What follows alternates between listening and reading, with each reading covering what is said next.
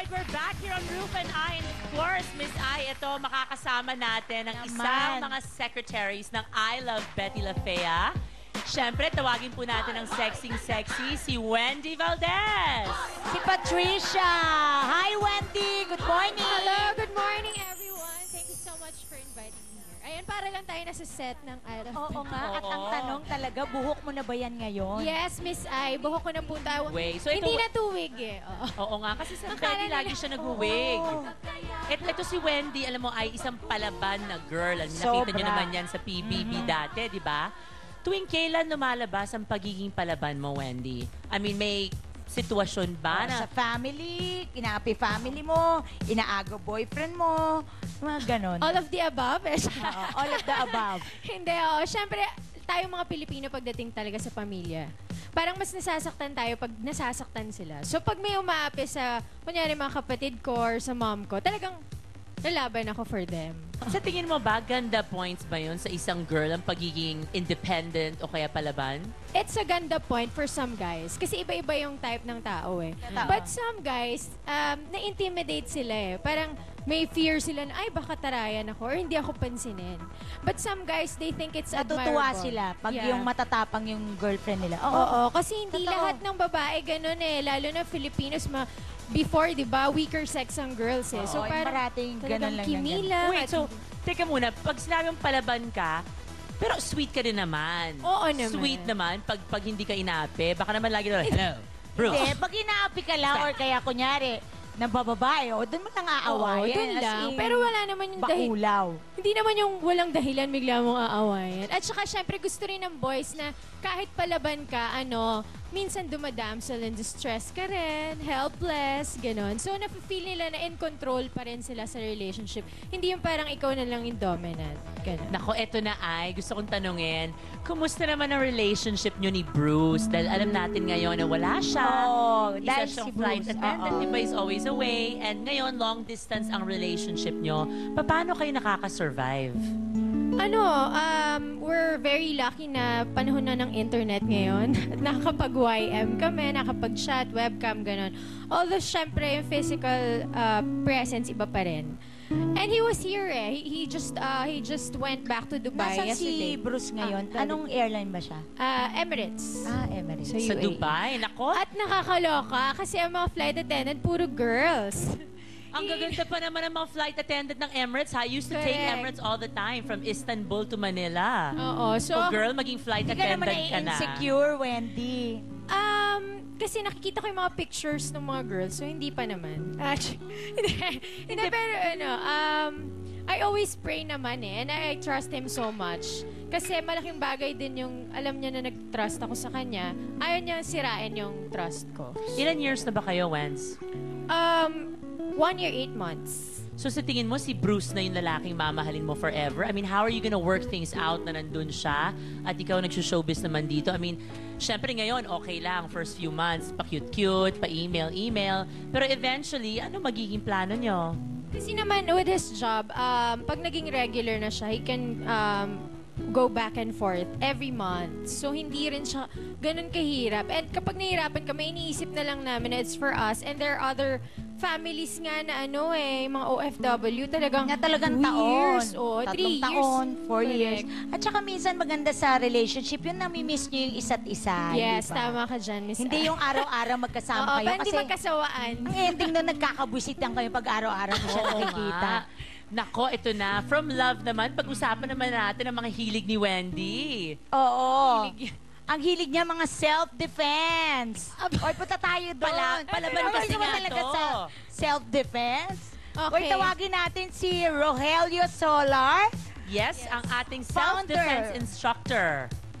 Ayan. At meron siyang assistant si JR De Castro. So, tuturuan nila tayo ng mga self-defense na ginagamit ang mga normal nating mga bagay-bagay na ginagamit sa buhay. Kagaya ng payong, bag, keys, ballpen, magazine, books. Tubig, keychain. Ito para sa batong payong na to. Parang Tusok madali naman siguro. mag-self. So, kunyari may kalaban ka, babae ka, at ang kalaban mo isang lalaki. Paano mo siya ngayon aawayin or iwa-ward off? Bale, Demo. Kunyari, may payong. halimbawa, may payong akong hawak ganon, tapos halimbawa, umagbay siya sa akin. Ayan, yan. Umagbay siya sa akin ganyan. Ang waist nito, pwede kang pumasok dito, pag ganon, tapos strike mo groin. Kailangan malaki. Nako. Pagka-strike mo ng groin, Ginaganon pala yung you can payo. step on the end step, tapos straight down. There. Ay, alam mo. Then you can thrust. Tusukin mo, yun. Ay, Tusukin mo ng galing. payo. Ganon ang pag-apply ng payong. Eh, payong yun. Paano kung Payong. itong keychain naman ang dala mo? Actually, lahat ng mga nandyan, yung in-apply kong technique, pwede yon. Kahit anong technique pwede. Ay, kahit anong item, Eh, pwede ito, doon paano sa to? technique. Itong keychain, Ito medyo naman, ano ako dyan pag- sa keychain, halimbawa, ano gagawin? Yan, pag halimbawa, sinakal ka, o niyak, Sinakal. sinakal ka. O, sige, Yan, masakal sinakal ka ka ngayon. ng attacker mo. Sinasakal ako, sinasakal ako. Ipopoke mo lang to sa throat niya. Then push. There. See? Kaya lang hirap, di ba? Parang kukunin mo pa sa pocket yung... Dapat, halimbawa, nakakaramdam ka ng danger, Oh. dapat listo ka. Halimbawa, naglalakad ka sa madilim na lugar, keep it ready. Keep it ready. Yeah, keep it ready Eh, lagi. kunyari, meron Kaya din- dapat alerto ka lagi. Kahit saan ka naroon, alerto ka. Huwag kang dadaan sa mga madidilim na lugar. Always go in the bright places. Oo. Tapos, tignan nyo doon sa maraming tao kasi doon na-intimidate yung mga masasamang loob. Eh, kunyari, may susi ka, ginaganon-ganon mo sa leeg niya, may patalim naman siya, nakaganon sa'yo. O ano, partida, gumaganon. Promise, Ano naman gagawin? nangyari po sa classmate ko yan kasi dito siya tinutukan eh. Oo. Matalim eh. Parang pag... Sige. Pag example ganyan, naman. halimbawa, yan. Patay-patayan. Halimbawa, ito yung kutsilyo. Oh, yan, Tinutukan ganyan. Ayan, oh. tinutukan ganyan. Ang gagawin mo dyan, dapat, halimbawa, wala akong weapon. Oh, wala. Ang gagawin Babae mo ka, dyan, ha? magko-concentrate ka dun sa weapon. Hahawakan mo to, lalayo mong ganon. Tapos, pupunta ka dyan, pwede mo isaksak sa kanya yan. Yun. Yan. Wow. Yan. So, okay. Pwede Gusto yan. ko- Tapos, pwede mo siya i-take down dito. Yan. O, try natin. O. Oo. Try Try, natin, try ko ha? yan. Oh, Wendy, Sige. try mo. Dali. Ako, excited Try ko. Wendy. Ayan, dito mo kayo. Dito kayo. Para Ah, makita ng Kunyari, audience merong natin. ballpen Bawa, dito. ganyan. O, pag tinusok ang ganyan, sabi mo, o, ako na, para hindi masyado masakit. Teka lang, paano ba? Yan. Ayan. Ang gagawin mo, Oh. halimbawa, dapat listo ka. Hindi yung, siyempre, Lalamya-lamya. Sisigaw, hindi pwede. hindi, dapat Okay, ilalayo action. mo Game. tapos 1, 2, 3, go. Yan, Ayan. ganyan. Tapos, Upakan mo, Pasok sa palata ilalim. mo, yan. ilalayo mo na, tama. Oh, Push mo sige na lang. Gamitin ballpen, Oh, Push susi, mo na lang siya. bag, Pwede mo na lang siya payong. itulak. Tadyakan mo nung heels kung Yan, pagkatulis-tulis. Gamitin mo yan, ganito. Halimbawa, yan o, ganyan. Yung heels mo, gamitin mo dito, yung nerves. Yung nerve dyan, masakit yan. Lagot. O, tapos, Yan. ikot ka na lang, tapos, tamahan mo siya sa groin. Subok, Tapos subok. kailangan may ganun. The best. Ilayo mo May yan. sound yan. effect. Ganyan, tapos heels. Oh, Yan. yan. Ayan. Tadyakan mo ng heels. Yan. Yan, Ayan. push. Yan, Push mo siya, ganun. push. Push. Galing. Push mo siya talaga. Pang self-defense lang po Self-defense. ito. Huwag niyong gamitin sa Yan. bahay at huwag kayong Wala manunod din sa mga pabango. kaklase At niyo. huwag gamitin sa boyfriend. Dahil Ang pabango naman, pwede yan gawing ilagay sa mata. Parang Pag- pepper spray, gano'n. Pwede Oo. ito, effective to. Halimbawa, Ayan. ganyan. So ito po yung mga vulnerable Diba? body parts na, Oh. ayan, na ideally ni Halimbawa, tamaan ng mga gin- Oh, ginagawa sumalo. mo. sample. Oh, ako naman. Ayan. Ayan, halimbawa, ano? Oh, tatakbo na lang po ako. tatakbo ka. Oh, sige, halika dito.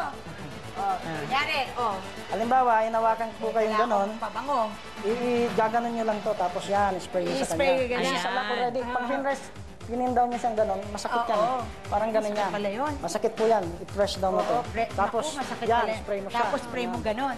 Tapos sabi mo, baliktad. Pwede mo siya i-take down. Pag na-spray na sa'yo, sabi mo, gusto mo? Ay, oo nga. Binentahan ng Ito na ito yung mga vulnerable body parts na ideal na tamaan sa mga masasamang loob. Okay? Ang leeg, throat, shin, Shin. gulugod. Anong gulugod? Gulugod. Yung dito yung, gulugod. yung ano dito, buto. Okay. Yan. Ulo, stomach, private area. Naku, ginawa ko na yan dati. Mata, ilong. Huwag mo na alamin kung sino. Isa lang naman yun, no? Okay. Yun pala yung mga ganyan. Oo. Panata mo dito, gaganon. Yes, ma'am. Ganon. O, tapos, yun na yun. Yun na yun. So, teka muna, kung gusto ko mag-aral ng self-defense, saan naman ako pupunta? Eto, pumunta tayo saan yung ano nyo? Nakabase ako Shepherds sa, nyo. sa University of Santo Tomas eh. Doon lang ako Nag-work ako doon at the same time pag nagbibigay ako ng mga private lessons. Yes, at Yeah. kung gusto nyo rin pong matuto, pumunta kayo sa Birada Martial Arts Center sa 1654 Margal Street, Sampaloc. Ang number po nila, 7409703. Thank you so much. Thanks so much. Ako marami tayong natutunan today, di ba, Wen? Yes! Ayan, alam ko na gagawin ko ngayon pagka dumaan ako sa mga delikado mo. Yan, okay. So, Wendy, invite mo sila manood ng I Love Betty La Fea at saka yung mga upcoming projects mo. Yes, palagi niyo po kaming supportahan sa I Love Betty La Fea. Paganda po ng pagandang storya. Ayan, kami po, nandun kami. Patricia. I know, right? And gusto ko po magpasalamat. Can I do that? Indigo Salon, OD, and Occasion for my clothes in Betty La Fea. To Glenn Lopez, our stylist in Betty La Fea. Thank you so much to Active